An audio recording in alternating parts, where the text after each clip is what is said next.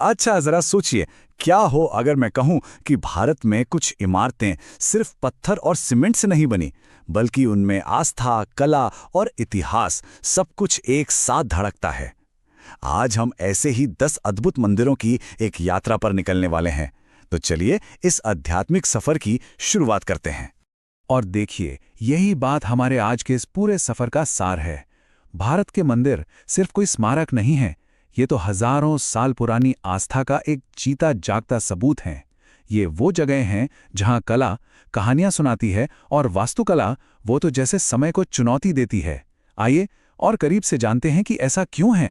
तो हमारी यात्रा शुरू होती है दुनिया की छत से, जहां आसमान जमीन से मिलता हुआ सा लगता है, हिमालय की गोद में। यहां इन बर्फीली चोटियों और गहरी खामोशी के बीच देश के कुछ सबसे पवित्र तीर्थ स्थल बसे हुए हैं। हमारा पहला पड़ाव है केदारनाथ। भगवान शिव के भक्तों के लिए ये एक बहुत बड़ी ऊर्जा का केंद्र है। ये मंदिर 4 धाम का हिस्सा है, जो हिंदुओं की सबसे पवित्र तीर्थ यात्राओं में से एक मानी जाती है। ऐसी यात्रा जिसे हर श्रद्धालु अपने जीवन में कम से कम एक बार तो पूरा करना ही चाहता है। जरा सोचिए, उस जगह की शक्ति का एहसास कैसा होता होगा। केदारनाथ के पास ही है बद्रीनाथ, जो भगवान विष्णु को समर्पित है। पता है, ये दोनों मंदिर मिलके हिंदू धर्म में एक गजब का संतुलन बनाते हैं। एक तरफ हैं शिव, जो वैरागी हैं, और दूसरी तरफ हैं विष्णु, जो इस संसार के पालक हैं। ये समझिए कि हिमालय के दिल में एक ही दिव्य सिक्के के 2 पहलू हैं। अब ये जो तस्वीर है ना, ये असल में भक्ति की शक्ति को दिखाते हैं। वैष्णो देवी की तीर्थ यात्रा कोई आसान सैर सपाटा नहीं है। ये एक मुश्किल चढ़ाई है, जो हर दिन हजारों लोगों के विश्वास की परीक्षा लेती है। कहते हैं कि इस रास्ते पर उठाया गया हर एक कदम अपने आप में एक प्रार्थना है, एक चढ़ावा है, और उसका फल मिलता है मां के दर्शन के रूप में। तो चलिए अब इन बर्फीली चोटियों को पीछे छोड़ते हैं और पवित्र नदियों के साथ साथ नीचे मैदानों की ओर बढ़ते हैं। यहां भारत के धड़कते दिल में, यानी कि प्राचीन शहरों और जीवंत तटों पर आस्था के नए और अनोखे रूप देखने को मिलते हैं। तो हम पहुंच चुके हैं वाराणसी, गंगा के किनारे बसी वो शाश्वत नगरी। यहाँ की भूल भुलैया जैसी गलियों में जहाँ हर तरफ घंटियों की गूंज सुनाई देती है, वहीं स्थित है काशी विश्वनाथ मंदिर। शिव भक्तों के लिए ये सिर्फ एक मंदिर नहीं, बल्कि ब्रह्मांड का केंद्र है। अब वाराणसी से हम आगे बढ़ते हैं अयोध्या की ओर, एक ऐसा शहर जिसका नाम करोड़ों दिलों में गूंजता है। यहाँ ये भव्य राम मंदिर ठीक उसी स्थान पर बना है जहाँ माना जाता है कि मर्यादा और कर्तव्य के प्रतीक भगवान राम का जन्म हुआ था। वो राम जो हिंदू धर्म के सबसे पूजनीय आदर्शों में से एक हैं। चलिए अब चलते हैं ओडिशा के तट पर बसे पुरी के जगन्नाथ मंदिर। जानते हैं, साल में एक बार ये मंदिर अपनी दीवारों से बाहर निकलकर सड़कों पर आ जाता है। हाँ, विश्व प्रसिद्ध रथ यात्रा। ये एक ऐसा नज़ारा होता है जिसकी कल्पना करना भी मुश्किल है। लाखों की भीड़ देवताओं के विशाल रथों को खींचती है। ये तो रंग, संगीत और आस्था का एक ऐसा महाकुंभ है जो दुनिया भर से लोगों को अपनी ओर खींच लाता है। अब हम अपना रुख करते हैं दक्षिण और पश्चिम की ओर, जहां मंदिरों का पूरा नज़ारा और उनकी वास्तुकला ही बदल जाती है।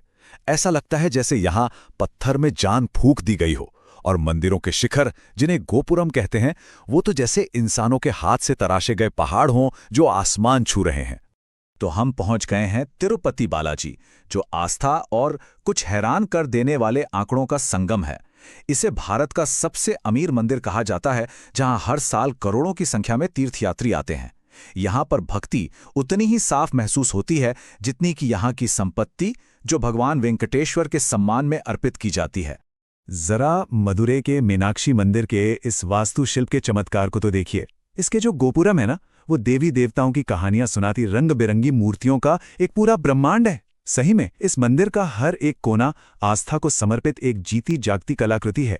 अब हम गुजरात के तट पर स्थित सोमनाथ मंदिर में हैं।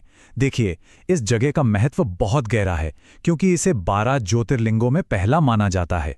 ज्योतिर्लिंग यानी भगवान शिव का वो रूप जो प्रकाश स्तंभ के रूप में प्रकट हुआ। ये एक ऐसी जगह है जो इतिहास में बार बार अपनी ही राख से उठकर खड़ी हुई है। प्राचीन सोमनाथ से अब हम समय में एक लंबी छलांग लगाते हैं और पहुंचते हैं दिल्ली के आधुनिक चमत्कार अक्षरधाम मंदिर।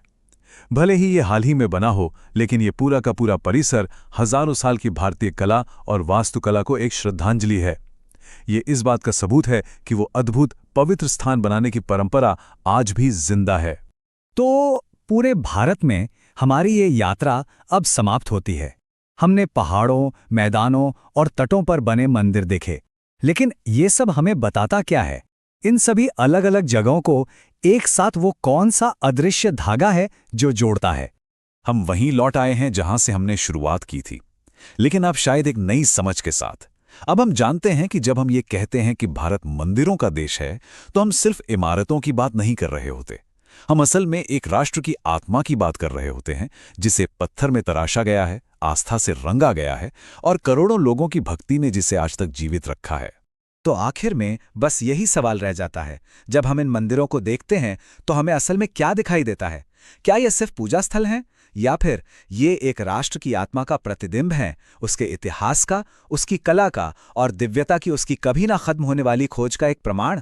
शायद इसका जवाब हर किसी को अपनी अपनी यात्रा में ही मिलेगा। मेरे साथ इस सफर पर चलने के लिए धन्यवाद।